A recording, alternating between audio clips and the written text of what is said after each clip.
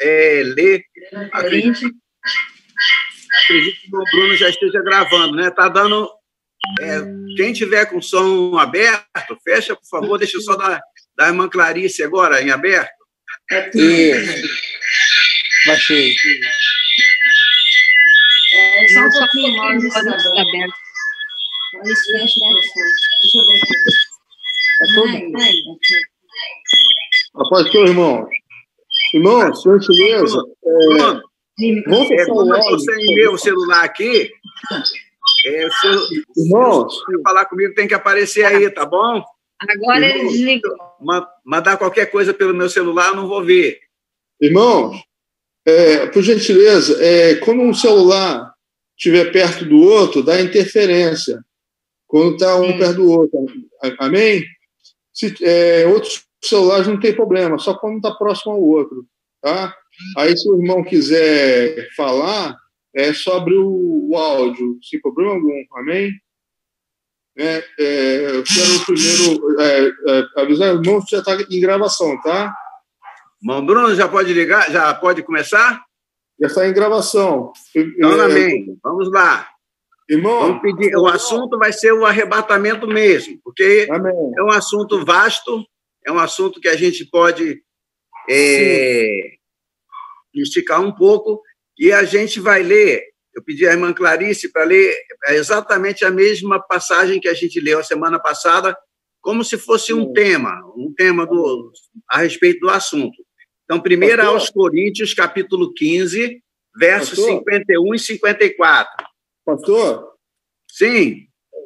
Pastor, quero primeiro agradecer a presença do pastor Aragão, né, para fazer o estudo hoje à noite.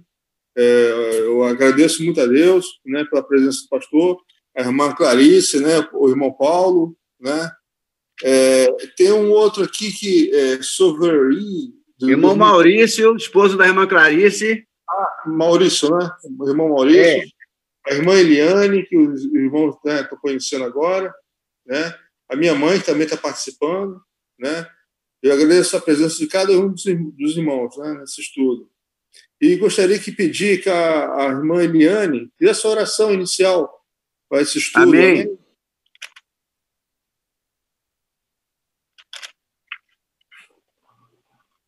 Irmã Eliane, está ouvindo?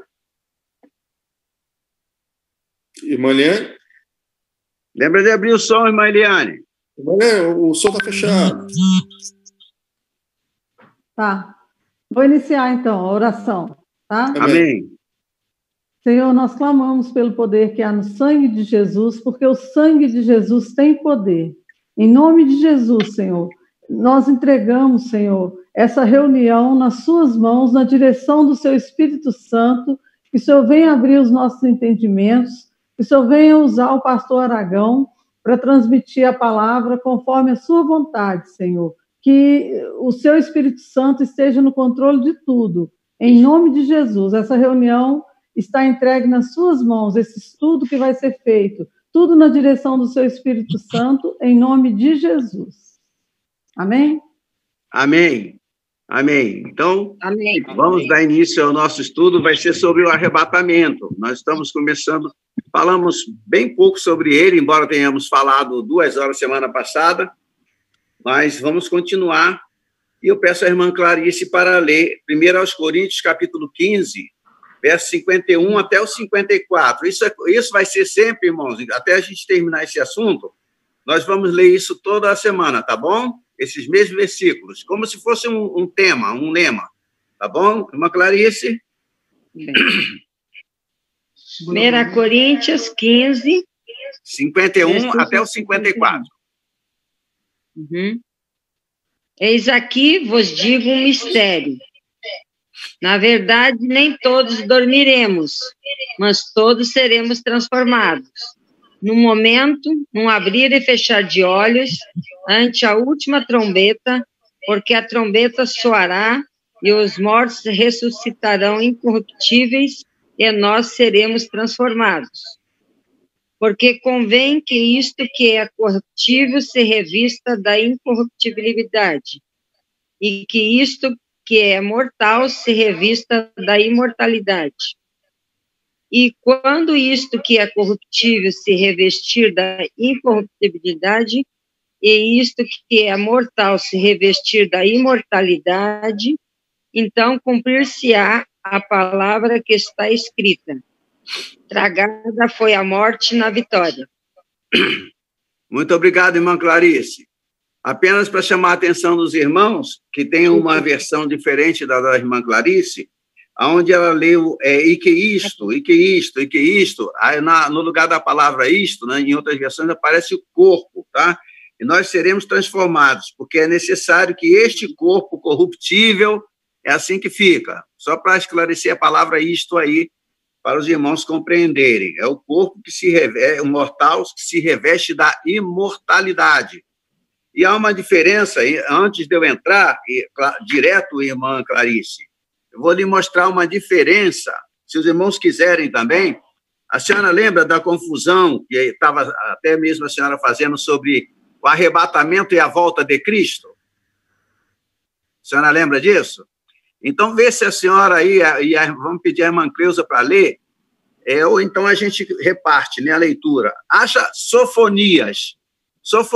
Abre Mateus e vai indo em direção a Gênesis.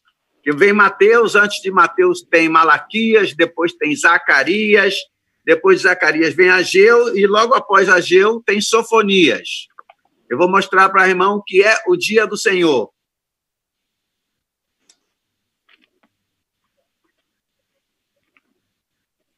Sofonias, capítulo 2. Não, perdão, capítulo 1.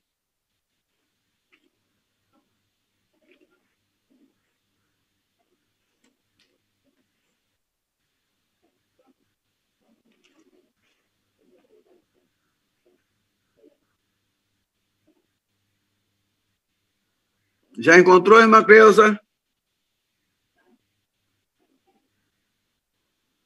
Agora que achei. Sofonias o quê? Sofonias, capítulo 1. Desde o 1? Não, a partir do verso 12. 12? Eu vou pedir à irmã Clarice para prestar bastante atenção, porque Sofonias é o dia do Senhor, é a volta de Cristo, diferente do arrebatamento. Olha o que vai acontecer na volta de Cristo. Naquele tempo, esquadrinharei a Jerusalém com lanternas e castigarei os homens que estão apegados à borra do vinho e dizem no seu coração: o Senhor não faz bem, nem faz mal. Por isso serão saqueados os seus bens e assoladas as suas casas. Edificarão casas, mas não habitarão nelas. Plantarão vinhas, porém não lhes beberão o vinho. Está perto o grande dia do Senhor. Está perto e muito se apressa. Então o dia do Senhor é amargo, e nele clama até o homem poderoso. Aquele dia é dia de indignação, dia de angústia, e dia de alvoroço e desolação, dia de escuridade e negrume, dia de nuvens e densas trevas, dia de trombeta e de rebate contra as cidades fortes e contra as torres altas. Trarei angústia sobre os homens, e eles andarão como cegos, porque pecaram contra o Senhor. E o sangue deles se derramará como pó, e a sua carne será atirada como esterco. Nem a sua prata, nem o seu ouro os poderão livrar no dia da indignação do Senhor. Mas pelo fogo do seu zelo, a terra será consumida, porque certamente fará destruição total e repentina de todos os moradores da terra. Amém, irmã Cleusa, obrigado.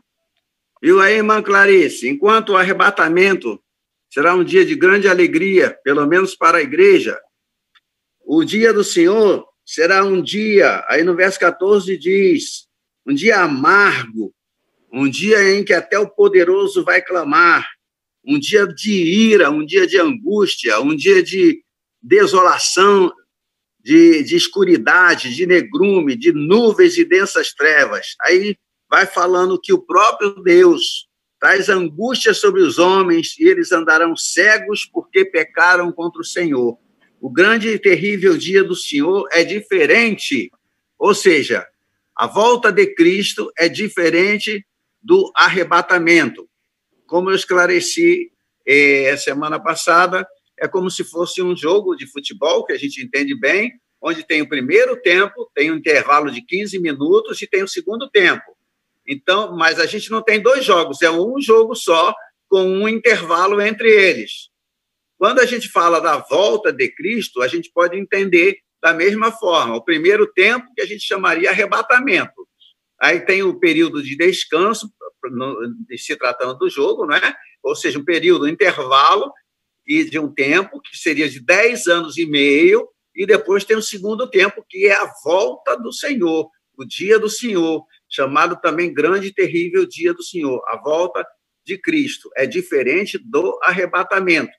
Então, eu estava dizendo que a volta do Senhor, ela se divide em duas partes.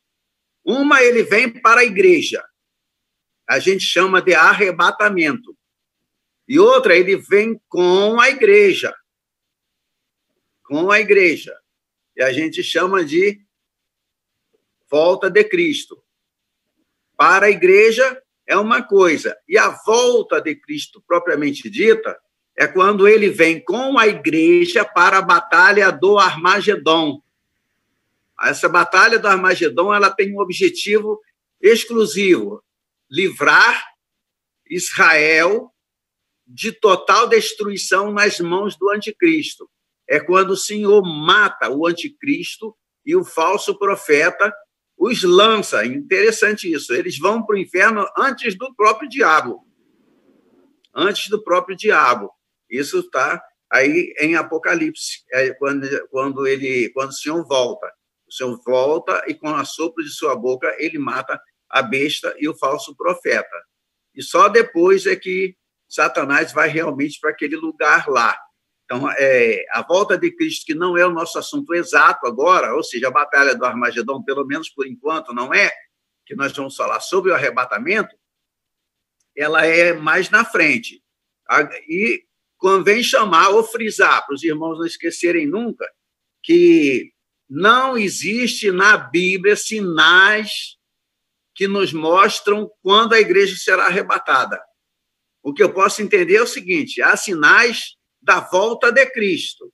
E eu sei que o arrebatamento tem um período de aproximadamente 10 anos e meio antes da volta de Cristo. Então, se eu sei os sinais da volta de Cristo, me dá uma ideia da proximidade, e eu sei que o arrebatamento é antes, então, se a volta de Cristo estiver perto, o arrebatamento mais perto ainda está, mas não tem nenhum sinal. Muita gente fica espalhando na internet, às vezes. Tem um grande planeta, vai se chocar com a Terra. Aí falaram muito sobre Nibiru, deram data, e era impossível do Nibiru se chocar com a Terra, pelo seguinte: se a Terra for um grão de areia, esse planeta que eles chamaram de Nibiru seria do tamanho de uma bola de basquete. Como é que uma bola de basquete vai conseguir fazer qualquer mal a um grão de areia? Não tem condição, não poderia se chocar ao acontecer isso. Outra coisa também, se chocasse, seria uma grande destruição e a Terra seria destruída. Não sei se os irmãos já chegaram a assistir, existe um filme com Bruce Willis, é um filme bem antigo. O nome desse filme é exatamente esse, Armagedon, que no filme, na história lá do filme, vem um grande asteroide, um asteroide imenso que ia se chocar com a Terra e ia destruir a Terra. E eles precisavam preparar alguns astronautas para destruírem o asteroide antes que ele se chocasse com a Terra. Agora, se a Terra for destruída em alguma época, a Bíblia é toda uma mentira, porque Deus prometeu ao rei Davi uma aliança, a gente chama teologicamente, a gente chama de aliança davídica. Por quê? Porque Deus prometeu a Davi que o reino dele na terra seria um reino eterno, Se o reino é eterno, para que exista um reino eterno na Terra, a Terra também tem que ser eterna, ela não pode ser destruída. A gente só não pode chamar de eterno, irmãos, aqui eu preciso também dar um esclarecimento teológico para vocês. Na realidade, eterno é só Deus, só Ele. Quando eu disser assim, o eterno, eu estou me referindo a Deus, porque só Ele é eterno. Por que só Ele é eterno? Nem os anjos são eternos. Por que não? Porque eterno, ao pé da letra, significa aquele que não tem princípio e nem fim. Tudo que você conhecer tem princípio. A igreja, por exemplo, ela não terá fim, mas ela teve um início. Os anjos, os arcanjos, os querubins, os serafins podem não ter fim, mas fim no sentido de extinção, tá? Porque a gente pode usar a palavra fim também no sentido de finalidade, não é verdade? Então, no sentido de extinção, de ser destruída, a Terra nunca será destruída. Nunca será. E todas as promessas, o maior sinal para nós não é o Sol explodir, não é um planeta qualquer aí virar poeira ou uma estrela se transformar numa nebulosa. Nada disso é sinal para nós nesse sentido. Por quê? Porque o maior sinal da proximidade da volta de Cristo para nós é Israel. Israel, o país, é o relógio de Deus para nós. A gente tem que olhar bem para Israel para ter uma ideia de quando Jesus virá, os acontecimentos lá. E alguns também são espertos, são inteligentes, aí ficam dizendo que desculpa, irmãos, eu tenho gato aqui em casa e o gato jogou o celular aqui em cima da mesa. Tá de cabeça para baixo, pastor. Tá de cabeça para baixo? Olha.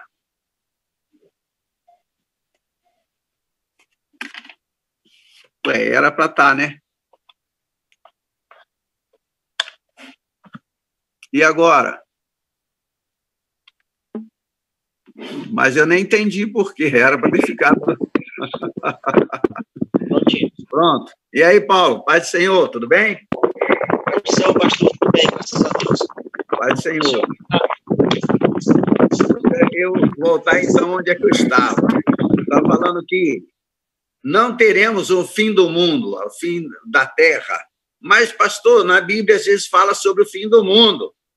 Irmãos, é só uma questão da gente prestar atenção na linguagem bíblica. Quando a gente lê as epístolas do apóstolo Pedro, a gente acredita que vai haver um fim de mundo. Mas não, porque as palavras ali não dão clareza ao sentido bíblico. Dão clareza. A terra jamais será destruída. Eu vou falar sobre isso mais tarde, porque o assunto, de novo, é o arrebatamento. O que a gente vai estudar sobre o arrebatamento? Primeiro, algumas perguntas que a gente vai ter que responder. Primeira pergunta: o que é o arrebatamento? Segunda pergunta: como será ou como se dará o arrebatamento? Terceira pergunta: por que o arrebatamento é necessário? Quarta pergunta: quem será arrebatado? Para a gente poder falar um pouquinho mais. Quinta pergunta: quando o arrebatamento acontecerá? E sexta pergunta: como podemos nos preparar para o arrebatamento? Como? Então, nós precisamos responder essas perguntas. E a gente vai procurar fazer da melhor maneira possível. Se alguém quiser fazer alguma pergunta, é só dar um toque aí que eu paro aqui e ouço a sua pergunta, ok? O arrebatamento, meus amados, é o cumprimento da oração de Jesus em João 17, 24. João 17, Jesus ora por nós. E no verso 24, ele diz o seguinte: Pai, a minha vontade é que onde eu estou, estejam também comigo os que me deste, para que vejam a minha glória que me conferiste, porque me amaste antes da fundação do mundo. Então, Jesus orou desta forma. E esses versículos, eles expressam claramente o desejo do Senhor Jesus de reunir-se com a sua igreja. Ele quer se reunir conosco. E pelas Escrituras, nós sabemos que quando um cristão morre, ele imediatamente se encontra na presença do Senhor. O apóstolo Paulo, ele testifica isso claramente quando ele diz o seguinte, se os irmãos quiserem conferir, é em 2 aos Coríntios, capítulo 5, verso 8. Ele diz o seguinte: preferindo deixar o corpo e habitar com o Senhor. É claro que eu não dei o versículo completo. Paulo vai falando que preferia morrer e habitar com o Senhor do que ficar aqui. Paulo, ele se refere assim quando pensa na sua própria morte, que estava próxima.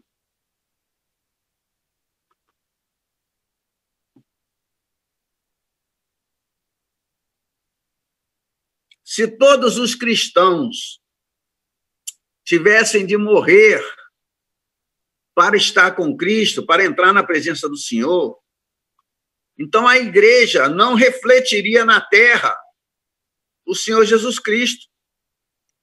Porque o Senhor Jesus é aquele que ressuscitou dos mortos e ele ascendeu vitoriosamente ao céu. É da onde que a gente vai concluir, irmãos. Eu gosto de falar bem devagar nessa hora. É uma ressurreição corpórea da igreja precisa acontecer.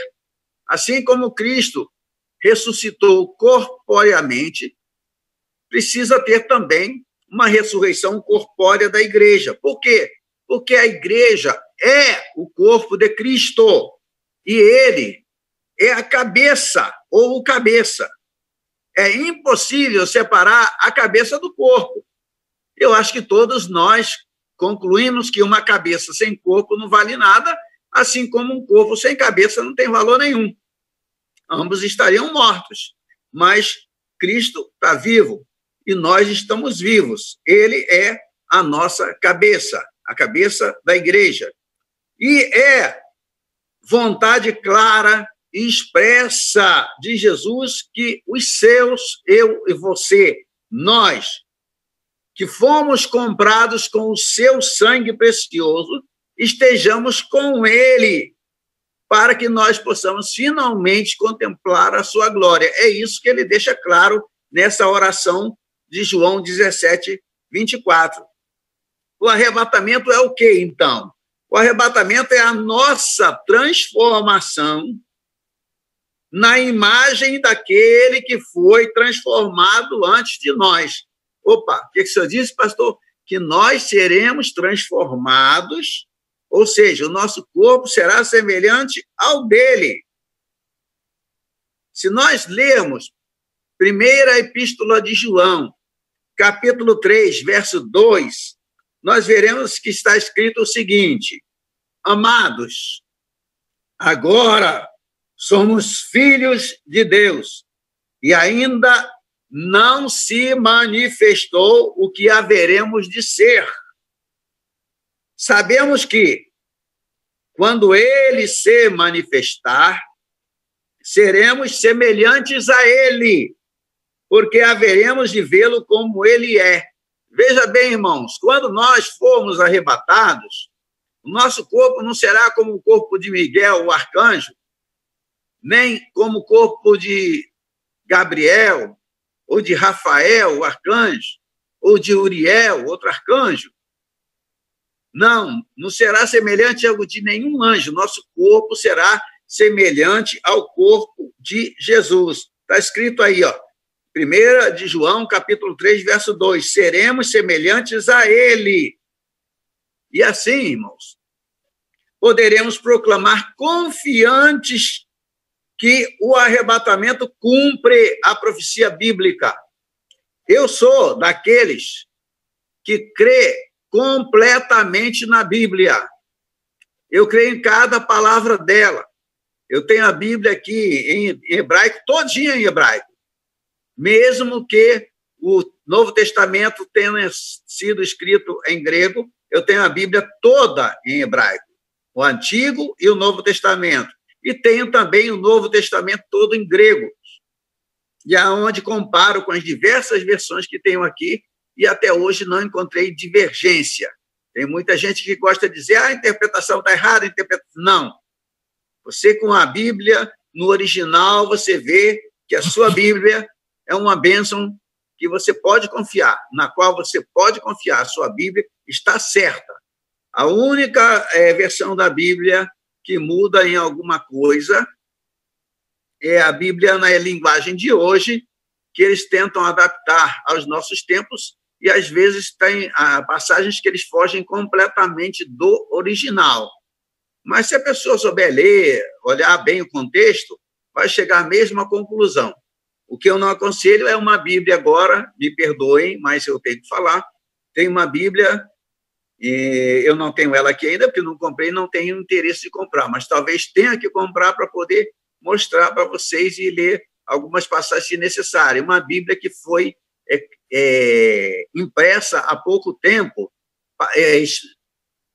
para o povo gay. E como essa Bíblia foi escrita para o povo gay, as passagens em que a Bíblia diz que o homossexualismo é pecado foram retiradas de tal Bíblia. Então, é preciso ter cuidado com essa Bíblia. Ela é novíssima, por isso que eu não sei dizer o nome dela agora para vocês. Ela é novíssima e ela é preparada para esse povo.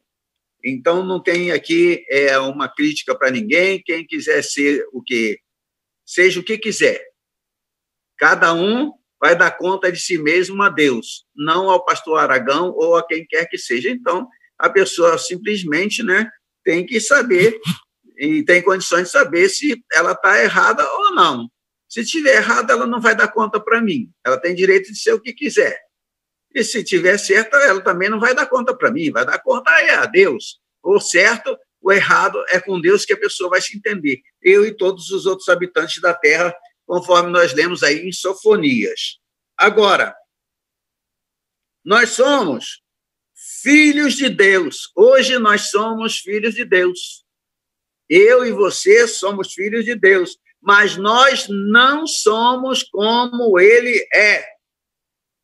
Nós não fomos transformados na sua imagem, pois ainda não somos, está lá escrito em 1 João 3,2, foi a passagem que eu acabei de ler para vocês, pois ainda não somos como Ele é. Por que não somos ainda? Porque isso ainda vai acontecer. E quando vai acontecer? No momento em que formos arrebatados.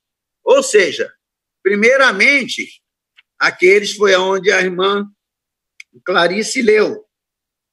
1 aos Coríntios 15, 51 a 54, diz que é necessário que aqueles que estão dormindo, ou seja, mortos, porque dormindo aí é um eufemismo, ressuscitem primeiro. E quando eles ressuscitarem, nós, os que estivermos vivos, seremos arrebatados com eles. Nessa medida em que nós subimos para a presença de Deus, digamos, me permitam usar a palavra puxados por Deus, nós seremos transformados neste momento em que nós estivermos subindo. O tempo é mínimo, é o tempo que você leva para piscar o olho. Agora, além de cumprir a profecia bíblica, o arrebatamento também exige, veja bem o que eu vou dizer, o arrebatamento exige que Satanás seja lançado fora do céu. Opa, que isso? Ele já não foi lançado fora do céu? Irmãos, Satanás habitava o céu quando ainda era Lúcifer. Ele habitava o céu. Depois que ele pecou, ele foi lançado fora. Mas isso não quer dizer que ele não possa ir lá. Ele perdeu o céu como lugar de habitação. Lugar de habitação. Ele não habita o céu. Mas ele pode ir lá. Você pode ver um exemplo disso no livro de Jó. No livro de Jó, capítulo 1, se não me falha a memória, diz logo: no dia em que os filhos de Deus compareceram à presença do Senhor, na presença do Senhor, Satanás estava entre eles, ou foi no meio deles. Aí é quando começa a conversar com Deus. Deus conversa com ele, falando acerca de Jó, e começa toda a história de Jó ali. Ele entrou no céu ali. Também, quando Deus queria matar Acabe, Deus faz uma reunião no céu. Também está escrito isso. Nessa reunião, todos os espíritos estavam diante de Deus. Rívica, Paz do Senhor. Paz do Senhor. Tudo bem? Eu tô aqui, mas eu tô ouvindo, viu? Tá bom, fica à vontade. Fica à vontade, com as suas bênçãos aí também, né? Então, irmãos, Satanás perdeu o céu como habitação. Mas eu estava falando sobre Acabe. Quando Deus queria matar Acabe, adiante de Deus estavam todos os espíritos. Quando eu digo isso, eu quero dizer espíritos bons e espíritos maus. Anjos pecadores. E o que a gente vê nisso? Deus pergunta: como é que a gente faz para matar Acabe? Para fazer com que Acabe caia em Ramote de Gileade. Aí a Bíblia fala que um espírito saía e ditava o seu plano. Deus dizia: não, isso não vai dar certo. Outro espírito tinha um outro plano e Deus dizia: não vai dar certo. Até que chega um espírito e diz assim: Senhor, eu descerei e serei um espírito de mentira na boca dos profetas de Acabe.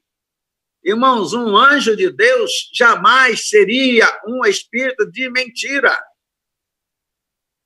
Depois você continua lendo, já de Acabe, eu já estou pulando lá para Zacarias. Em Zacarias está escrito que é uma passagem bastante interessante, eu acho que eu vou pedir a algum dos irmãos aí para ler. Zacarias, vamos lá.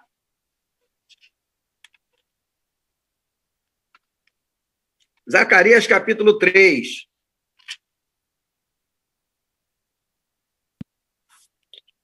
Pastor Aragão? Diga, irmão. Vamos gerar um outro link. Vou deixar vai gerar outro? Isso, amém. Sim, amém. Quando voltar, já vamos ler Zacarias 3.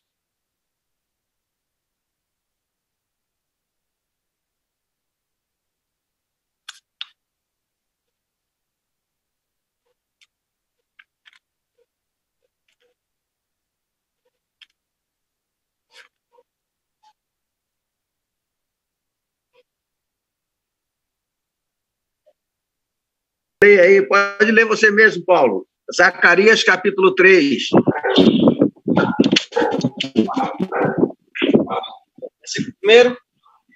Verso 1. Até onde? Vamos até o 4. Amém. E me mostrou o sumo sacerdote Josué, o qual estava diante do anjo do Senhor, e Satanás estava à sua mão direita, para se lhe opor. Mas o Senhor disse a Satanás: o Senhor te repreende, ó Satanás. Sim, o Senhor, que escolheu Jerusalém, te repreende. Não é este um tição tirado do fogo? Versículo 3.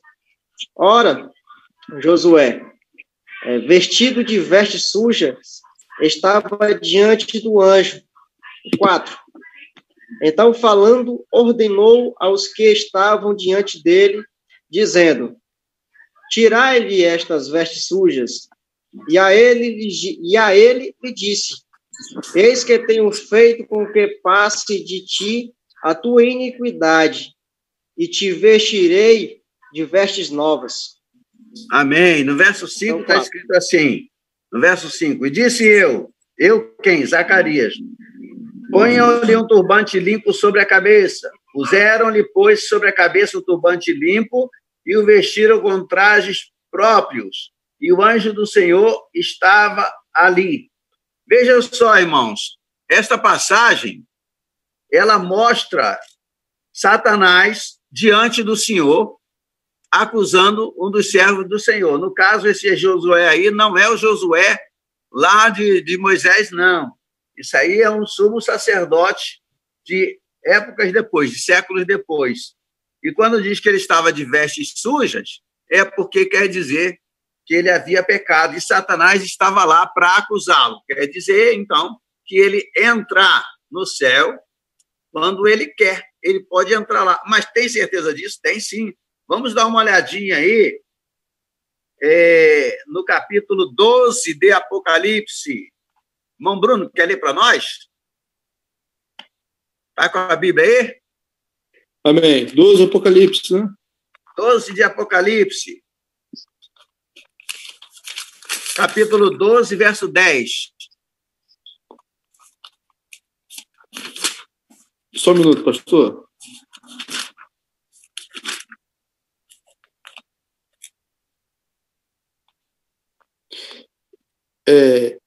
Apocalipse 12, 10. Então ouvi grande voz do céu proclamando: agora veio a salvação, o poder, o reino do nosso Deus e a autoridade do seu Cristo, pois foi expulso o acusador de nossos irmãos, o mesmo que os acusa de dia e de noite diante do nosso Deus. Amém. Muito obrigado, irmão Bruno. Eu quero chamar a atenção dos irmãos para o seguinte. Aí em Apocalipse, capítulo 12, isso é futuro nosso. E muitas pessoas podem ser se enganadas, porque eu vou ler agora, de novo, o que o irmão Bruno leu, mas porque eu pretendo frisar algumas coisas para vocês. Olha aqui, ó.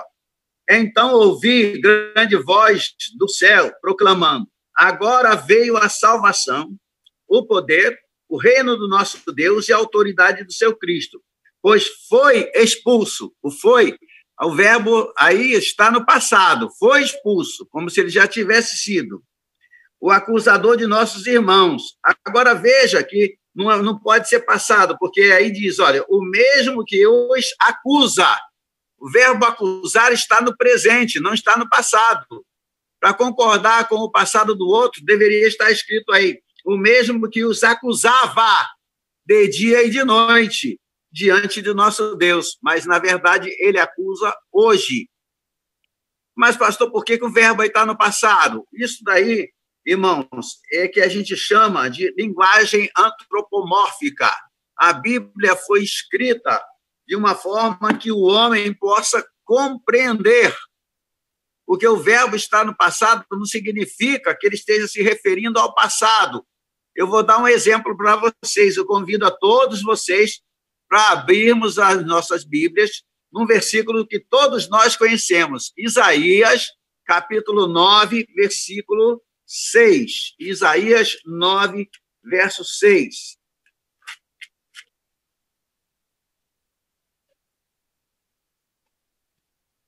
Não sei se os irmãos sabem, Isaías profetizou 7 séculos antes de Cristo nascer. 7 séculos. Eu gostaria que todos os irmãos abrissem para conferir.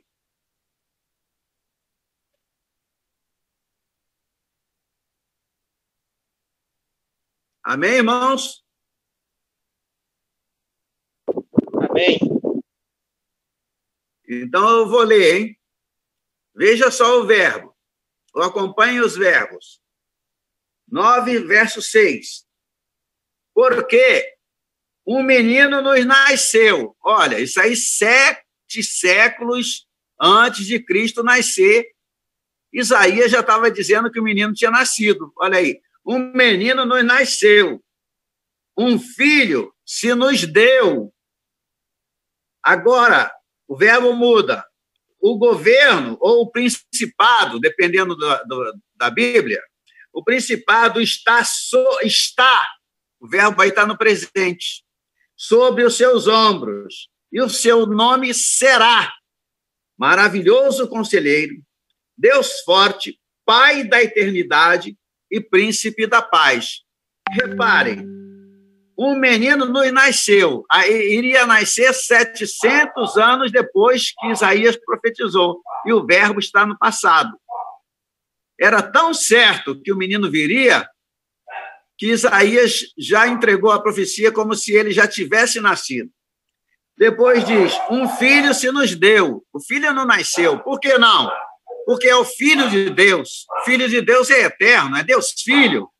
Então, ele não poderia nascer, ele só poderia ser dado. Então, um filho se nos deu.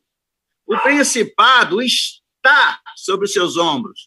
Quando Josué, sucessor de Moisés, ele viu o Senhor, ele viu o anjo do Senhor, ele perguntou, és tu dos nossos ou dos nossos inimigos? E o Senhor lhe disse, não, mas venho como príncipe dos exércitos de Deus. O principado está sobre os seus ombros. E o seu nome será, é o único verbo que está no futuro. Por que será? Porque o verbo está no futuro.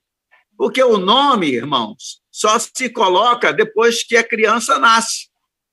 Você pode olhar qualquer mulher que estiver grávida, você pergunta como vai se chamar, porque ela não se chama. Você pode ter escolhido o nome, mas ainda não se chama. Ela só recebe o nome, ou a criança, né, que eu estou falando, ela, a criança, seja menino ou menina, só recebe o nome depois que nasce. Por isso que diz, e o seu nome será Maravilhoso Conselheiro, Deus Forte, Pai da Eternidade, Príncipe da Paz. O seu nome mostra a divindade de Jesus. Ele não só era maravilhoso conselheiro, mas era também seria chamado de Deus Forte, de Pai da Eternidade e Príncipe da Paz. Veja os verbos usados no passado para algo que aconteceria ainda no futuro. Aí agora eu digo não no nosso futuro, mas no futuro de Isaías. 700 anos depois de Isaías. Isaías usando o verbo no passado. Por isso, em Apocalipse 12, 10, diz que pois foi expulso o acusador de nossos irmãos, o mesmo que os acusa de dia e de noite diante do nosso Deus. Ou seja, de dia e de noite, ele está sempre comparecendo na presença de Deus para acusar a cada um de nós do que nós temos feito por aí, tá? E com certeza ele não vai nos acusar de nada bom, né? Por que ele vai nos acusar de alguma coisa boa? Qualquer coisa ruim que a gente tenha feito, ele vai aparecer. Então, o que a gente estava dizendo? Que a profecia tem que se cumprir. E o arrebatamento, agora eu estou repetindo o que eu já havia dito, o arrebatamento exige que Satanás seja lançado fora do céu. E aí a gente vê nos versículos, capítulo 12 mesmo, de Apocalipse, nos versículos 7 a 9, está escrito assim, ó, houve peleja no céu. Miguel e seus anjos pelejaram contra o dragão. Também pelejaram o dragão e seus anjos. Todavia, não prevaleceram, nem mais se achou no céu o lugar deles.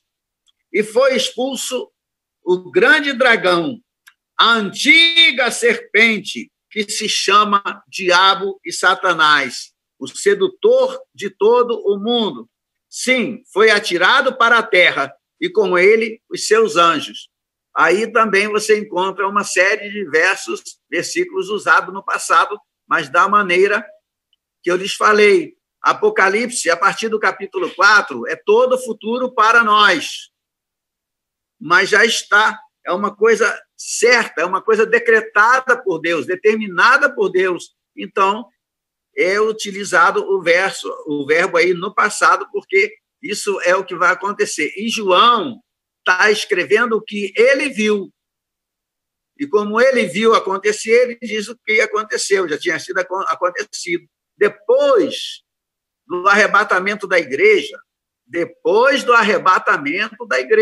preciso frisar isso, Satanás será tirado para a terra e poderá fazer o que quiser com a humanidade.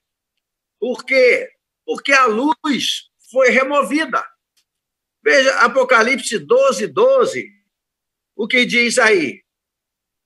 Apocalipse 12:12. Qualquer dos irmãos pode ler, por favor, 12:12. Eu leio. Pode ler, irmã Clarice. Ou irmão Maurício, pode ser. Portanto, celebrem-no, ó céus, e os que neles habitam. Mas ai da terra e do mar, pois o diabo desceu até vocês. Ele está cheio de fúria, pois sabe que lhe resta pouco tempo. Obrigado, irmão Maurício. Muito bom revê-lo. Muito obrigado. Obrigado, da mesma forma. Excelente aula. Então, vejam, irmãos, o que acontece. Ai da terra e do mar, pois o diabo desceu até vós, cheio de grande cólera, sabendo que lhe resta pouco tempo.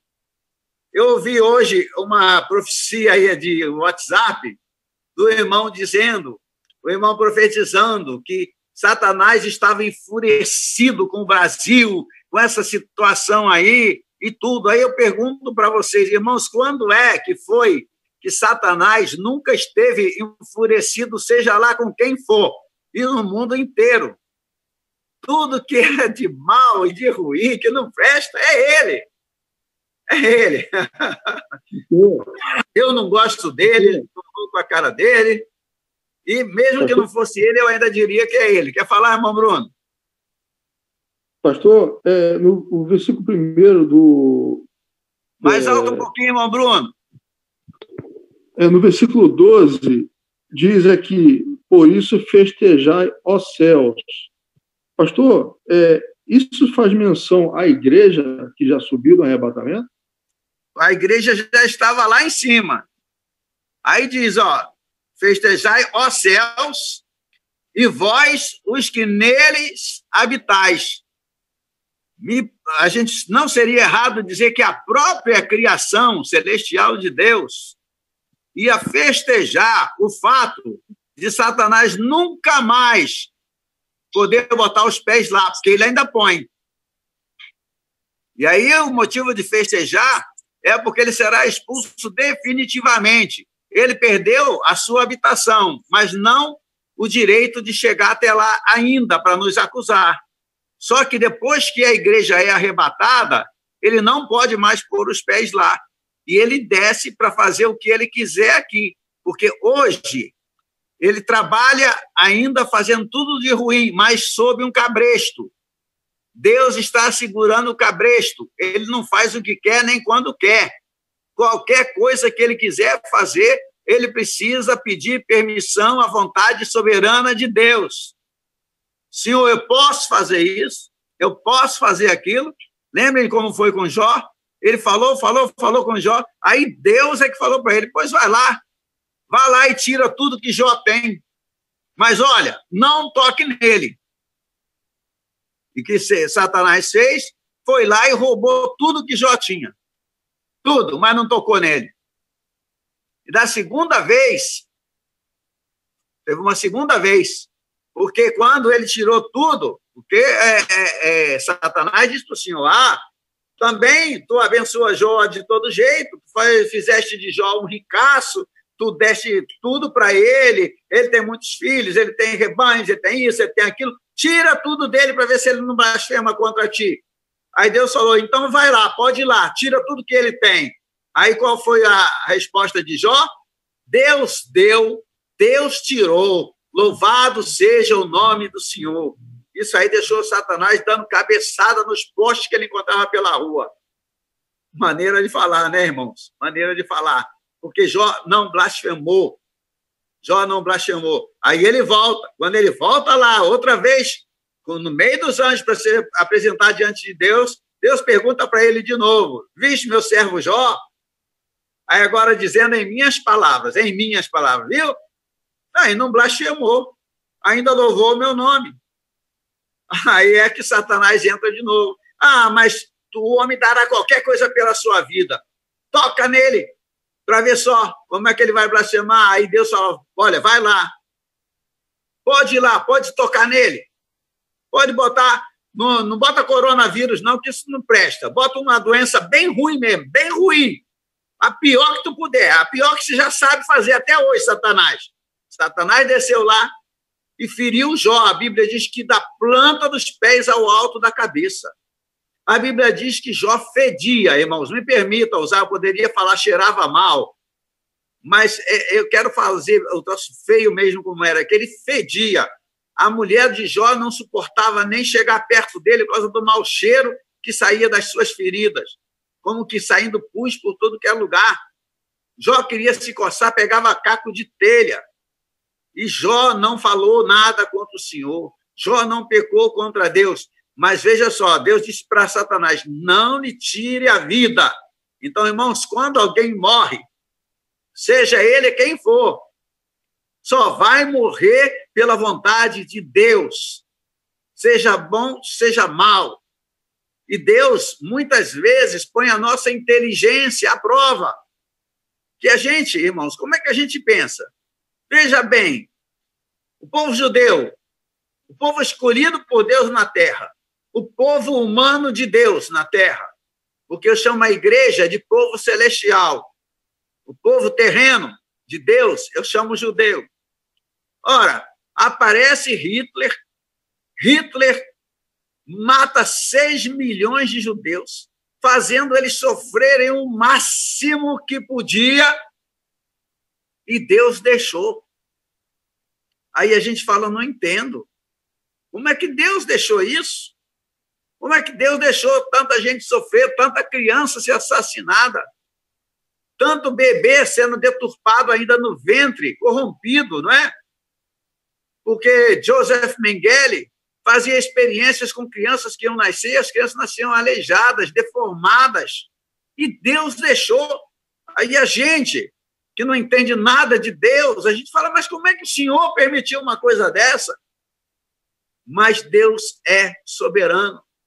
Satanás foi até o ponto ali em que Deus permitiu, e Hitler só foi até onde Deus deixou, assim como muitos outros ditadores na história. Eles só vão até encher a taça da iniquidade deles. Chega uma hora que Deus fala: basta, chega, acabou. Deus põe um final nisso. E como é esse final?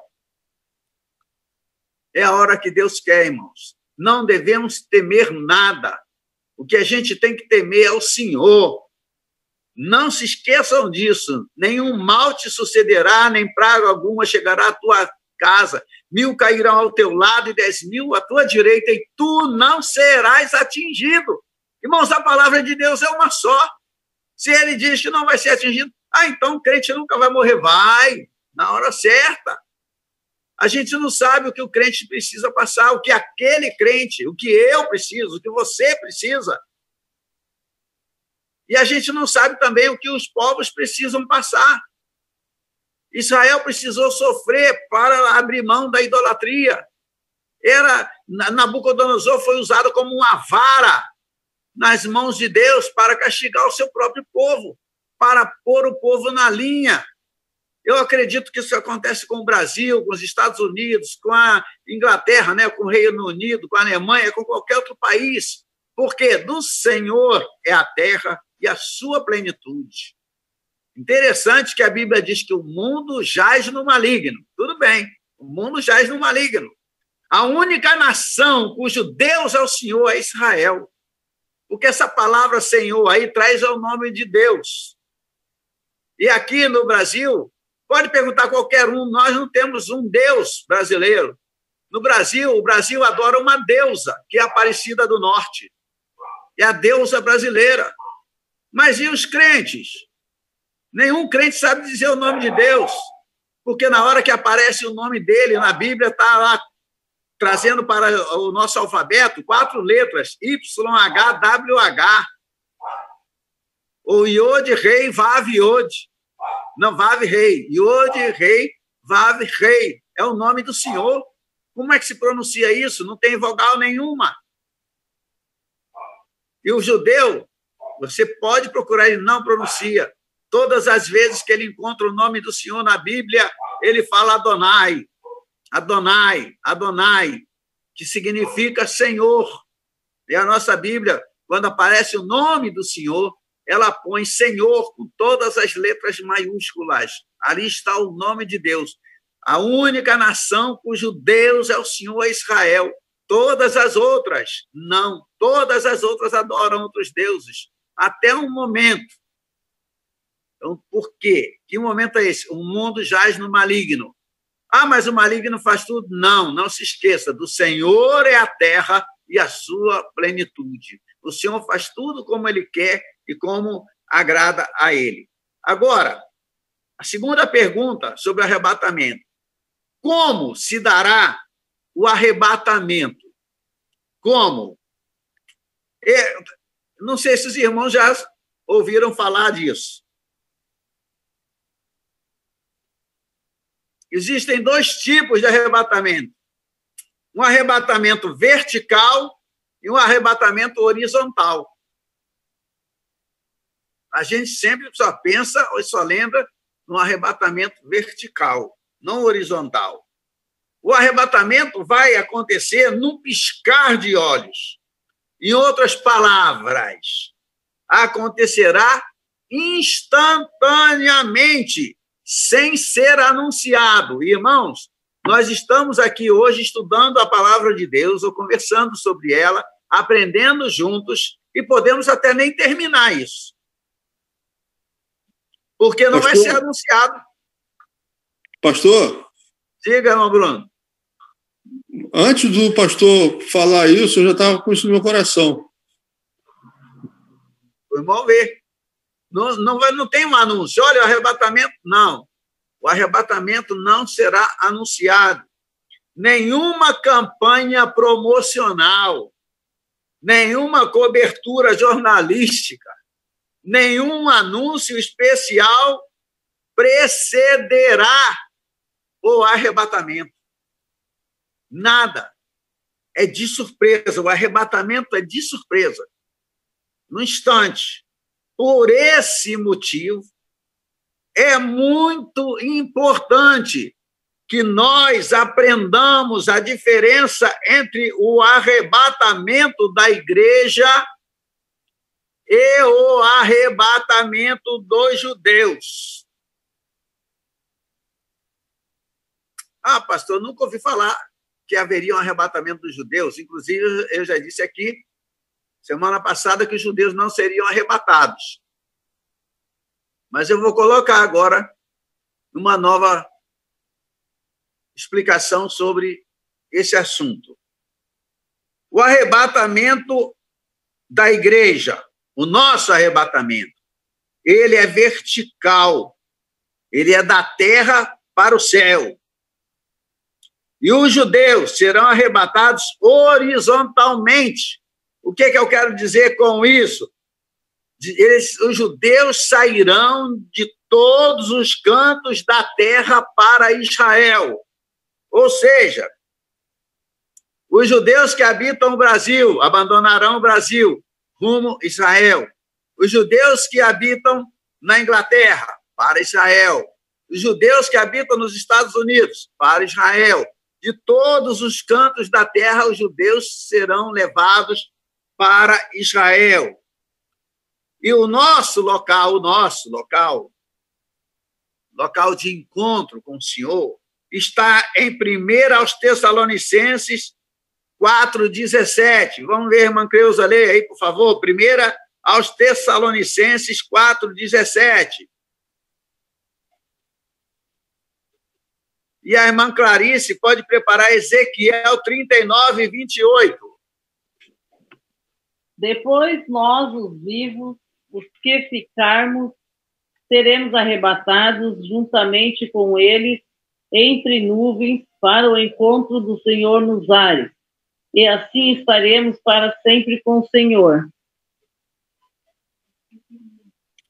Muito obrigado, irmã Cleusa. Aí está escrito, nós seremos arrebatados entre nuvens para o encontro com o Senhor. Nosso arrebatamento é vertical. Agora pedi à irmã Clarice para ler Ezequiel 39, verso 28. E agora? Estou procurando ainda, pastor. Ezequiel 39, verso 28. 28. O Tessalonicenses que a Cleusa leu, qual foi, hein? 4, capítulo 4, verso 17, irmão Maurício. Obrigado. Ezequiel é depois, hoje depois de... Antes de daí. Clarice? Ezequiel 28? Não, Ezequiel 39. 39, 28. Ah, já estou achando. Já estou achando. 39. É. Não é esse não, é outro. As páginas estão colando. 39, 1. 28. 39, 28. Ok. Então saberão que eu sou o Senhor, seu Deus, vendo que eu os fiz ir em cativeiro entre as nações, e os tornei a juntar para voltarem à sua terra, e nenhum deles excluí. Amém, amém. Irmã Clarice, eu vou ler agora já na minha versão, que vai dar para entender um pouquinho melhor, tá? Só um finalzinho. Diz assim, amém. Os tornei a juntar para voltarem à sua terra, e que lá não deixarei a nenhum deles. Ou seja, ele não vai deixar nenhum judeu no cativeiro. Ele vai levar o cativeiro para o judeu a qualquer outra terra que não seja a dele. Eu chamo até a atenção dos irmãos para uma coisa aqui, que os irmãos nem são obrigados a concordar, mas eu preciso explicar para os irmãos. Talvez, veja bem, então aí é um ponto de vista do pastor Aragão. Quando é a Bíblia. Quando é o pastor Aragão pode ser questionado, tá bom? Tá certo? O que é o seguinte, se Deus vai fazer todo Israel, todos os judeus espalhados no mundo, voltarem para a sua terra, vai demorar ainda um pouquinho. Por quê? Porque a terra de Israel hoje, é só pegar um mapa mundi, quem pega o mapa mundi, a terra de Israel é um tiquinho de nada. E lá, atualmente, se não me falha a memória, não chega a 10 milhões de habitantes. É muito pequeno. Para levar todos os judeus para lá, ele vai ter que ocupar a terra prometida. E vejam bem, depois vocês procurem, às vezes até nas Bíblias de vocês tem os mapinhas aí, o que Deus disse que a terra prometida seria, ela vai do rio Nilo até o rio Eufrates. Ora, para Israel ocupar tudo isso, o que tem ali em volta de Israel? Tem a Síria, tem a Jordânia, tem os países árabes. Israel teria que praticamente ocupar tudo. Aí vocês diriam assim para mim, mas pastor, mas lá já não está ocupada? Ora, quando Josué entrou na terra prometida no tempo dele, já não estava ocupada, já não tinha gente lá em Jericó, por exemplo, já não tinha gente na cidade de Ai, vários reinos ali, e Israel não tomou tudo, não botou todo mundo para fora e não ocupou a terra. Isso vai acontecer novamente. O castigo do judeu foi ser espalhado entre as nações. Quando a gente vê Ezequiel 37, que fala do Vale dos Ossos Secos, Deus falando que os fará sair das sepulturas. As sepulturas aí são as nações onde eles estão enterrados. Eles têm que voltar para a sua terra, porque o milênio, o reino milenial, que nós falaremos no nosso estudo mais para frente, vai incluir Jesus, que estará em Jerusalém, a igreja que estará com Jesus, nós que fomos arrebatados, nós voltaremos com o Senhor para a Batalha do Armagedon. Após a Batalha do Armagedon, é instaurado o reino de Deus. Isso está em Mateus, capítulo 25, a partir do verso 31. Então, o reino de Deus, o reino milenial de Cristo. Então, quem estará lá? Jesus, a igreja, os judeus, para reinar sobre todas as nações da terra. Aquilo que a nova ordem mundial hoje quer, que é um governo sobre todas as nações, aí nós vamos falar assim, nós teremos um só pastor e um só rebanho. Aquilo que a nova ordem mundial sonha em alcançar, se alcançar, será apenas por um período, no máximo, de 7 anos, ou talvez até 3 anos e meio apenas. Quem vai conseguir realmente é o Rei dos Reis e o Senhor dos Senhores. Então, a gente precisa saber disso. Fala, irmão Maurício. Então, nesse momento... Sem som. Então, nesse momento... Pode falar. Já abri. Então, nessa passagem do arrebatamento horizontal de Ezequiel 39, vai ser como se fosse a diáspora invertida. Exato. Vai ser invertida mesmo. A diáspora foi quando ele espalhou todo mundo.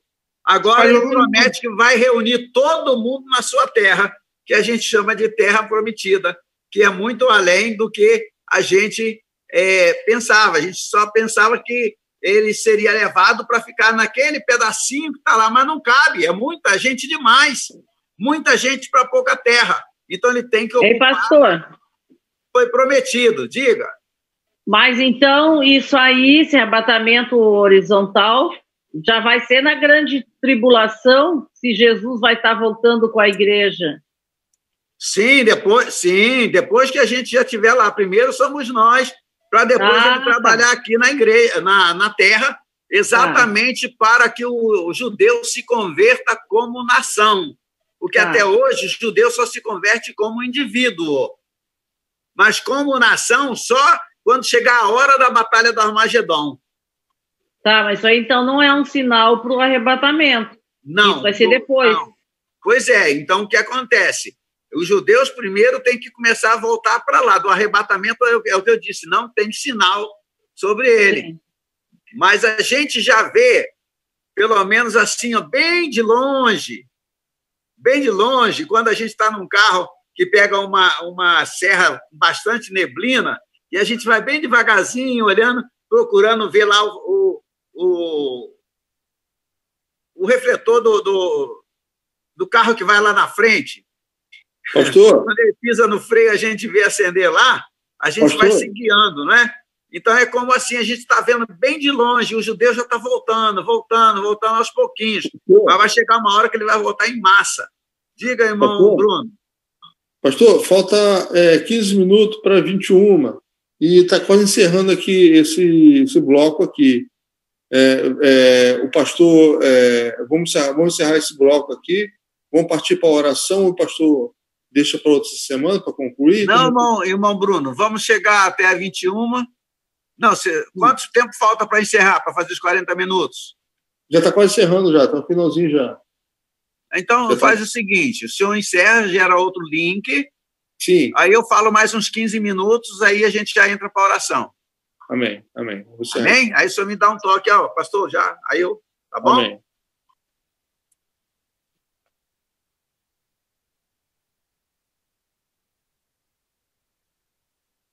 Agora. Já a gente volta. Achou, amor?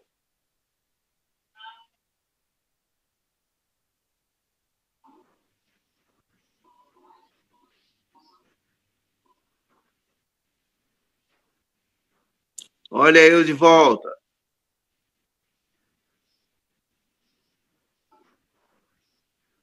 Quando todos estiverem aí, só dá um toque. Amém. Então vamos, para a gente não perder tempo, não vi mais sua irmã, é Eliane, né? Sim. Ah, a senhora está aí ainda, né, irmã Eliane? A senhora gosta de ler também? Posso ler. Ah, então tá bom. Daqui a pouquinho eu vou pedir para a senhora. A senhora já acha para mim, primeira aos Tessalonicenses 4, verso 16 e 17. Daqui a pouquinho eu peço a senhora, tá bom? Ah. Ó, primeiro aos Tessalonicenses 4, verso 16 e 17. Tá bem? Amém. Tá bem, irmãos? Então vou começar para a gente, agora eu só vou gastar 15 minutos. E a semana que vem, aí a gente vai para a oração, eu devolvo ao irmão Bruno, a gente vai para a oração para a gente terminar. E a semana que vem, se Deus quiser, estaremos juntos outra vez, ok? Então, falando sobre o arrebatamento vertical, irmã, eu acho que a irmã Clarice, nem mesmo a irmã Cleusa não tinha me ouvido ainda falar sobre o arrebatamento horizontal, né? Eu já tinha ouvido. Também não. Também não. Não, né? Então, hoje... só mais uma... Toda a segunda época, pastor. Ah, é verdade, é verdade. Então, irmãos, vejam só. Só um detalhe, pastor. Diga, Clarice. Só um detalhe. O senhor falou que aí todo judeu vai voltar lá para Israel. Jesus não volta enquanto todos os judeus não estiverem lá. A minha pergunta é a seguinte: seria assim, só judeu mesmo, nascido lá, ou qualquer pessoa que crê em Jesus Cristo ou que aguarda esse momento, mas que não foi arrebatado? O judeu, irmã Clarice, considerado judeu é todo aquele que é nascido de um ventre judeu.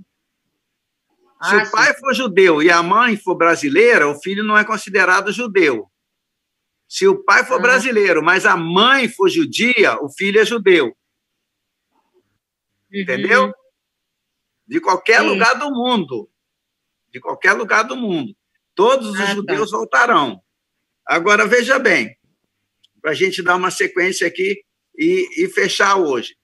O maior sinal para nós é observar Israel. Eu acho, inclusive, o que a gente está acontecendo agora no Brasil, eu estou me referindo à questão não de um falso vírus, que para mim é um falso vírus plantado pela nova ordem mundial. Tá? Não é nessa questão, é na questão da quebradeira, da tentativa da China invadir o Brasil. Tudo isso se deve a uma coisa. A palavra de Deus não falha. O Senhor Deus prometeu a Abraão o seguinte: abençoarei a quem te abençoar e amaldiçoarei quem te amaldiçoar. E está escrito também que a gente não abrir a boca diante de Deus. Isso eu aconselho os irmãos. Nunca prometa nada a Deus. Eu nunca prometi nada a ele. Em todo esse tempo de cristão, nunca prometi. Porque eu posso prometer e quebrar a promessa. Aí a Bíblia diz, se você prometer e quebrar a promessa, ele rapidamente ele te cobra. Não sei se os irmãos separaram nisso.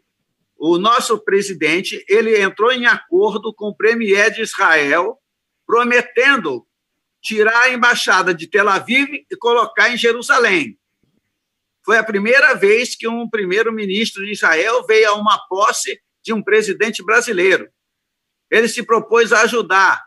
Bolsonaro prometeu. E aí, vocês repararam que o Brasil deu uma alavancada, começou a melhorar, só que lá no Congresso fizeram uma coisa. Disseram, mas Bolsonaro, mas presidente, se você fizer isso, os árabes vão parar de comprar o nosso frango. Os muçulmanos não vão comprar nosso frango. Aí ele, com medo de perder o dinheiro do frango, da venda do frango, que ele não ia perder, porque quem precisa do frango são eles e não nós. O que ele fez? Ele não cumpriu a promessa que ele fez a Deus, o acordo que ele fez com Israel. Dali para cá, o Brasil começou a ser derrotado pelos inimigos, começou a ser envergonhado, ele tem vontade de fazer, na hora que parece que vai dar certo, alguma coisa atrapalha. Eu, inclusive, mandei lá um recado para ele, que uma amiga que foi tomar um café com ele ontem, eu falei com ele, lembra ele do acordo que ele fez com Israel, o negócio não vai andar enquanto ele não cumprir a palavra dele. Porque é claro que o diabo ia desanimar ele de fazer isso, porque se ele fez a promessa, a Bíblia diz que se a gente não cumprir, Deus cobra rápido. O nosso Deus não é de pau, nem de pedra, nem de ouro, nem de prata, nem de metal algum. Né? Então, o que acontece? É sempre ficar de olho em Israel. Israel é o relógio de Deus para nós. O que estiver acontecendo lá vai indicar que Jesus vai voltar para o judeu e, antes que ele volte para o judeu, ele arrebata a igreja. Então, voltando aqui para a gente concluir, para que a gente não confunda os dois arrebatamentos, a gente precisa analisar a diferença entre os dois. Isso de acordo com a Bíblia. Foi a irmã Clarice que leu em 1 Coríntios 15, só que eu vou ler um versículo a menos que a senhora leu aquela hora. Eis que vos digo um mistério. Nem todos dormiremos, mas transformados seremos todos. Quer dizer, tanto os que ressuscitarem quanto nós que estivermos vivos. Todos seremos transformados. Num momento, num abrir e fechar de olhos, ao ressoar da última trombeta. A trombeta soará, os mortos ressuscitarão incorruptíveis e nós seremos transformados, porque é necessário que este corpo corruptível se revista da incorruptibilidade e que o corpo mortal se revista da imortalidade. Agora eu quero pedir à irmã Eliane que leia primeiro aos Tessalonicenses, capítulo 4, versos 16 e 17. Porquanto o Senhor mesmo, dada a sua palavra de ordem, ouvida a voz do arcanjo e ressoada a trombeta de Deus, descerá dos céus, e os mortos em Cristo ressuscitarão primeiro. Depois nós, os vivos, os que ficarmos, seremos arrebatados juntamente com eles, entre nuvens, para o encontro do Senhor nos ares, e assim estaremos para sempre com o Senhor. Amém. Obrigado, minha irmã. Deus lhe abençoe. Amém. Irmãos, na verdade, essa não é uma descrição muito detalhada desse evento tão importante. Eu creio que é por isso que Paulo fala que irá nos falar um mistério. Nós temos muito que falar sobre o arrebatamento, para que os irmãos entendam, sem dúvida, para que não haja mais dúvida de jeito nenhum com relação a quando ou como será, se será antes, se será depois. Não, primeiro. Então, nós também temos aqui, irmã Cleusa, acha rapidinho Mateus 24, 31.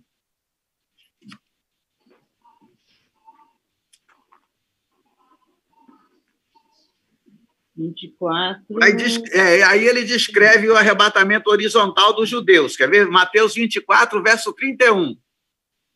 E ele enviará os seus anjos com grande clangor e trombeta, os quais reunirão seus escolhidos dos quatro ventos de uma a outra extremidade dos céus. Amém. Amém. Obrigado. Obrigado. Olha só, aqui Jesus estava falando a seu povo, ou seja, aos judeus. Ele não estava falando com a igreja. No capítulo 24 de Mateus, ele não fala com a igreja, ele fala com o seu povo.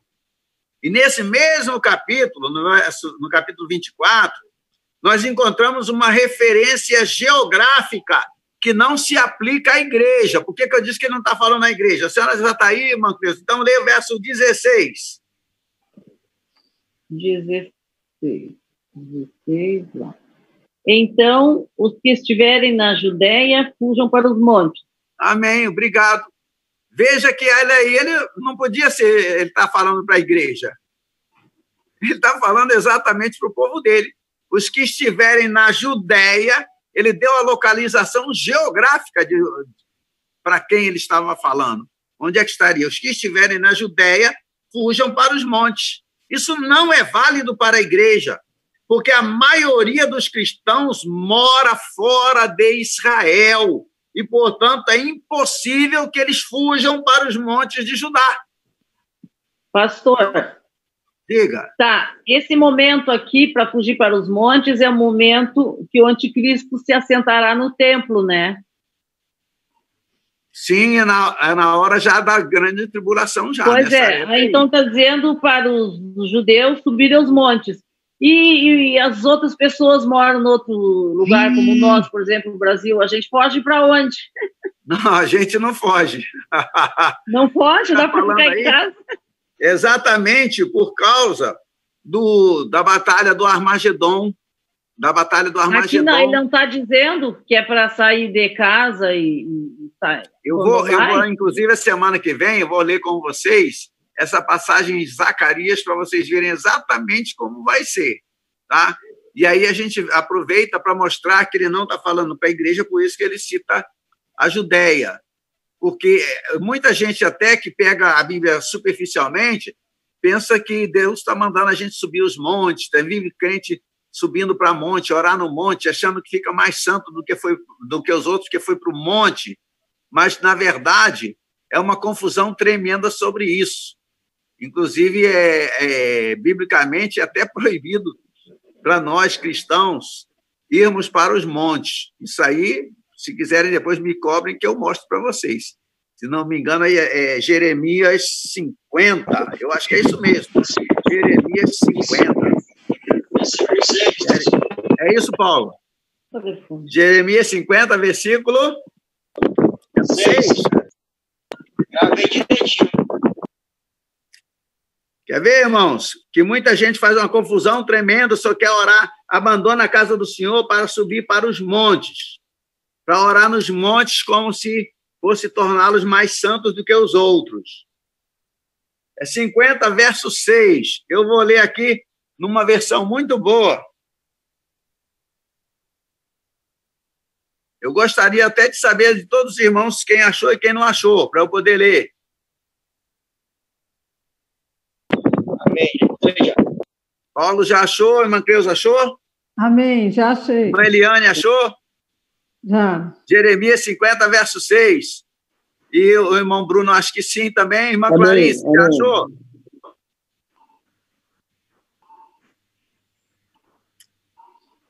Por aí, principalmente Rio de Janeiro, então, São Paulo é uma febre de subir para os montes. Olha só que coisa incrível está aí escrito. Olha, verso 6. O meu povo tem sido ovelhas perdidas. Seus pastores as fizeram errar. Olha aí, os pastores as fizeram errar e as deixaram desviar para os montes. Desviar para os montes. Do monte passaram ao outeiro e esqueceram-se do seu redil. O redil das ovelhas é o templo. Aonde é que as ovelhas se alimentam espiritualmente? No templo. Alguém diz assim, não, mas Deus não habita em templo construído por homens. Não, mas é lá que elas se alimentam. É lá que o pastor ministra a palavra de Deus. É lá que elas se reúnem para tomar a ceia do Senhor e ter comunhão uns com os outros. Tem um bocado de gente do diabo na internet desviando os irmãos. E o povo esquece que a palavra de Deus diz o seguinte, que mais vale um dia na casa do Senhor do que 1000 em qualquer outra parte. O Salmo 84 é um dos salmos mais lindos que a gente pode ler na Bíblia. Até a andorinha e o pardal encontraram lar para si na casa do Senhor. Jesus, aos 12 anos, quando foi esquecido dos seus pais, e eles encontraram o Senhor Jesus lá, o Senhor Jesus diz para eles, com 12 anos de idade, vocês bem deveriam imaginar que eu estaria na casa de meu pai. E depois Jesus, já adulto, quando expulsou os vendilhões do templo, ele disse assim, não façais da casa de meu pai casa de negócios. Ele fala redil de salteadores, mas ele disse casa de meu pai. O próprio Jesus entrava no templo para ensinar no templo. Então, mais vale um dia na casa do Senhor. Ah, eu é que sou igreja, sim.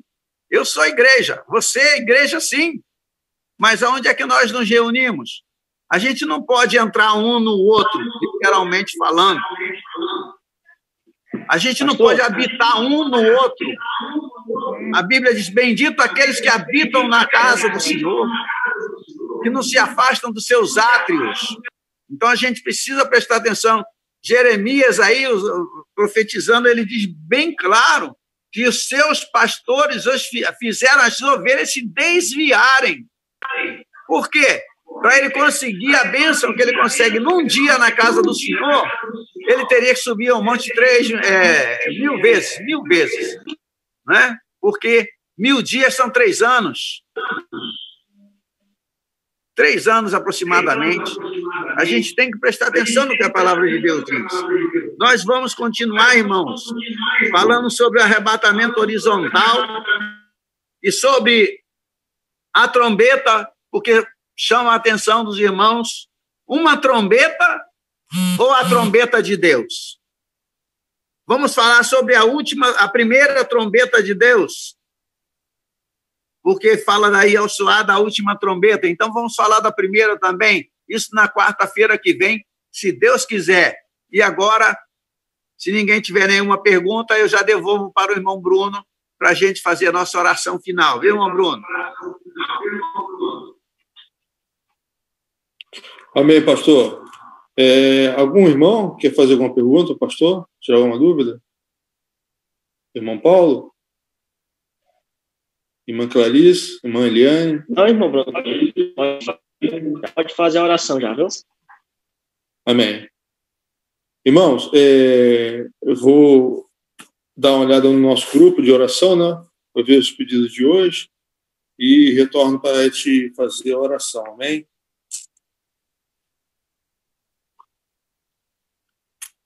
Bem, a pastora Elisângela Rocha, ela postou: irmãos, a paz do Senhor, inclua, por favor, a oração de um bebê de 3 aninhos chamado Davi. Ele é sobrinho de um casal de amigos. A criança teve um Covid, não, meu Deus, e agora está com aquele síndrome de Kawasaki, que tem afetado muitas crianças com sequela do Covid. Essa criança está na UTI e necessita de um milagre. Bom, pedido provavelmente de uma irmã da igreja dela, a qual congrega, né? Irmãos, é somente esse pedido que foi postado hoje no grupo. Alguns irmãos querem fazer algum pedido? A irmã Clarice, por gentileza. O irmão Maurício. O irmão Maurício quer falar. Pode falar, irmão. Não, nenhum pedido especial, só agradecer aí a esse momento especial que foi essa aula de hoje. Agradecer ao pastor Aragão e a todos que se reúnem nesse grupo. Pedindo só aos irmãos que não se esqueçam de orar por nós e orar por nossa nação, viu, irmãos? Nossa nação precisa até mais do que eu, embora eu precise muito, a nossa nação precisa, para Deus não entregar a nossa nação na mão dos comunistas, não.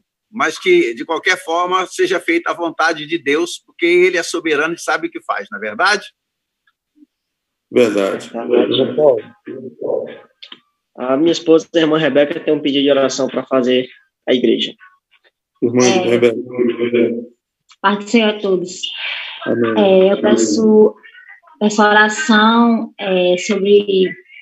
Eu estou sentindo uma dormência na minha cabeça, né, que começou com o meu dedo indicador, lado esquerdo, e ela estava indo para a cabeça. Assim, quando começou aqui o culto, né, do ensino, aí eu falei assim, não, Deus, eu quero assistir o culto.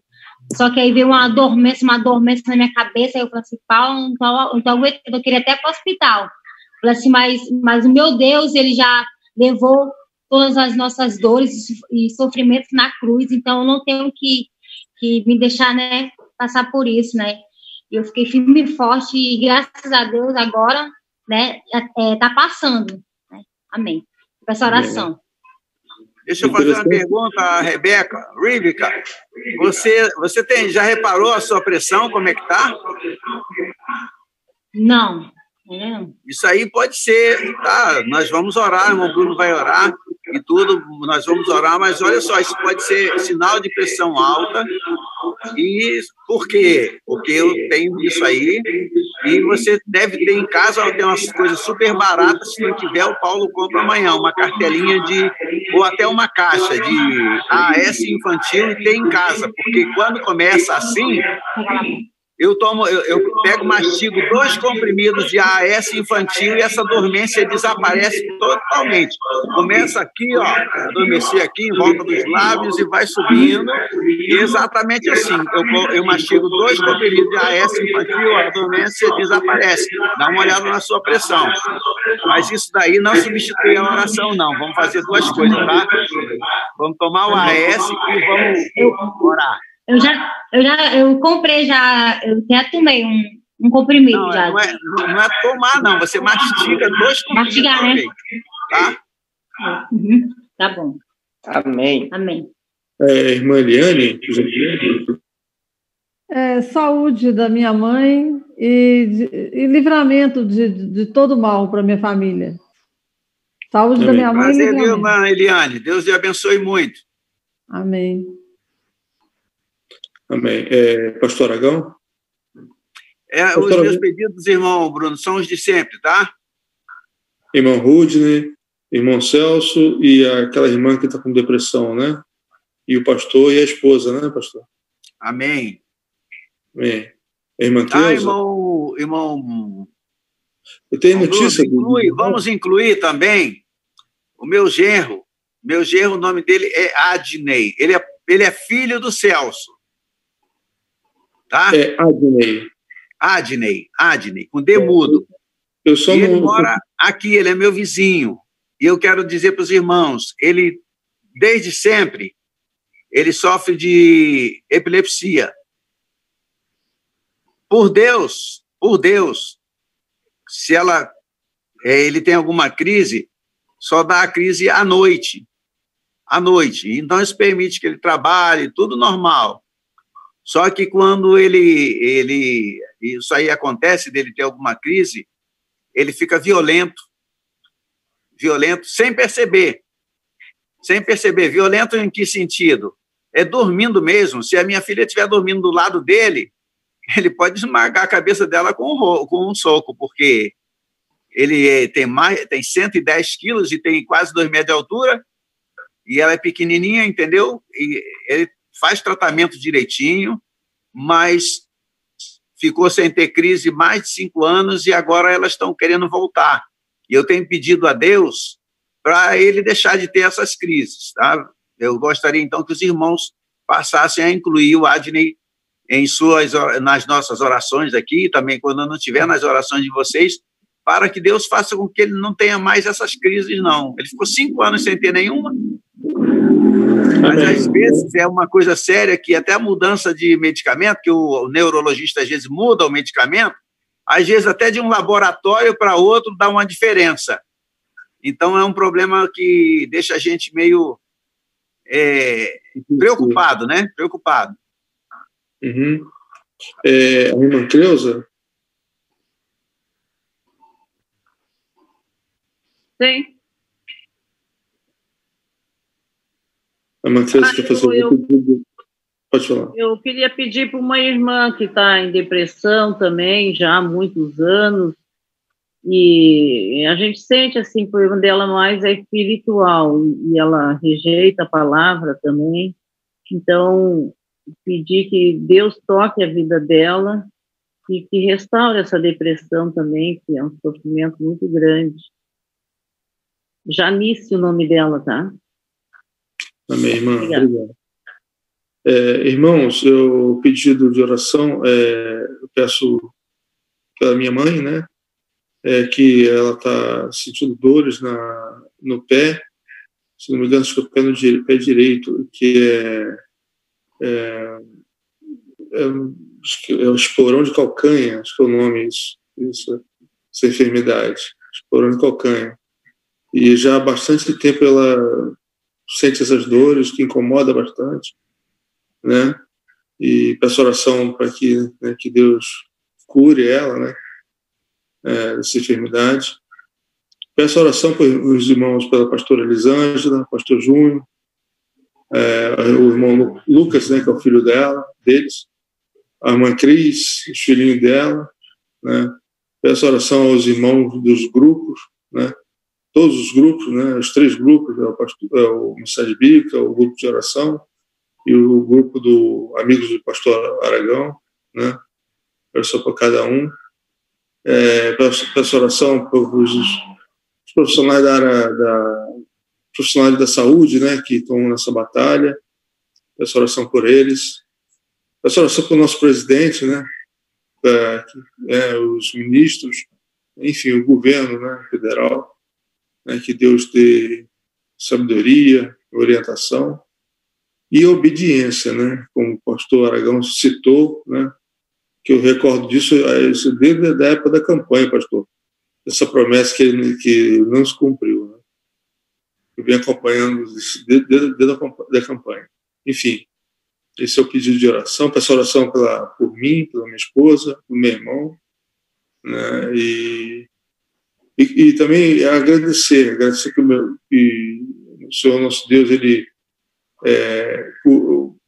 irmão ficou curado do coronavírus, né? Essa enfermidade que cometeu, ele é também profissional da área da saúde, mas, por honra, graças a Deus, meu irmão ficou curado, né? Eu vivo sempre repetindo essa maravilha que Deus fez. E também quero mencionar a minha prima, né? Que ela foi curada da coluna, né? Primeiro, eu agradeço a Deus, né? Às orações dos irmãos e o pastor Aragão, né? Que foi a ponte, né? Que orientou a minha prima para que ela viesse, né, tomar os medicamentos, né, o qual o pastor Aragão recomendou, e hoje ela está saltitante de alegria, né, porque não sente mais a dor na coluna. Eu agradeço a Deus, né, por mais essa bênção que nos concedeu. Eu creio muito no poder das orações, nós oramos e Deus usa quem Ele quer, né, na maneira que Ele quer, usa a medicina para isso, né. Assim eu creio, né? Irmãos, só esses pedidos de oração. Eu peço que um irmão, por gentileza, faça essa oração, né? Qual o irmão que poderia se disponibilizar? O irmão Paulo, a irmã Clarice, o irmão Maurício, a irmã Eliane, a irmã Cleusa, ou até mesmo o pastor Aragão. Eu prefiro deixar, irmão Bruno, para algum dos irmãos. Amém. Vamos pedir, irmão Maurício? Irmão Maurício? Amém. Irmão Maurício, por gentileza. Sim. Aí, ao final, o pastor Aragão concede a bênção apostólica para a gente, né? Amém? Amém. Poderoso Deus, eterno Pai, neste momento, finalizando esse estudo, nós agradecemos ao Senhor por tudo que foi falado, tudo que foi dito e aprendido, e pedimos agora, especialmente por essas vidas, por essas almas, por essas pessoas, Pai, que Tu conheces. Elas já foram nominadas pelo irmão Bruno, Pai. Eu posso até me esquecer de algum nome, mas o Senhor os conhece. E nós pedimos a Tua bênção, a tua misericórdia, a Tua ação na saúde de todas essas pessoas, Pai. Pedimos pelo irmão Adney, tá, que é o genro do pastor. Pedimos pela Janice também, pela irmã que foi praticamente curada hoje aí e já teve um renovo na sua vida nesse momento de oração e de estudo. E nós pedimos a todos eles, Pai, que todos sejam abençoados pelo Senhor, sejam tocados, sejam ungidos, Pai, pelo Senhor, porque a oração do justo tem muito valor para o Senhor. E nós nos curvamos diante do Senhor, Pai, pedindo a misericórdia, Pai, pedindo a tua ação na vida e na saúde e na cura dessas pessoas que tanto precisam, Pai. Ajuda também a Janice, Pai, minha cunhada, Pai, que ela possa ser renovada no seu pensamento, que haja uma renovação do pensamento e que ela possa, Pai, vencer essa depressão. Nós pedimos também, Pai, por todos nós que aqui estamos contritos e agradecidos também pelos ensinamentos que foram passados hoje. Nós pedimos e agradecemos em nome de Jesus. Amém. Amém. Amém. Amém. A graça de nosso Senhor e Salvador Jesus Cristo, e o grande amor de Deus, nosso bendito Pai, que a comunhão do Espírito Santo, Consolador e Santificador nosso, seja com todos vós e com todos aqueles que aguardam a vinda do Senhor, que todos nós reunidos diremos. Amém. Glória a Deus abençoe todos vocês. Foi um prazer muito grande estar com vocês, viu? Obrigado, pastor. Até semana que vem, foi um prazer. Foi um prazer, uma alegria muito grande. Deus abençoe todos vocês. A paz. Boa noite. A paz. A todos. A paz.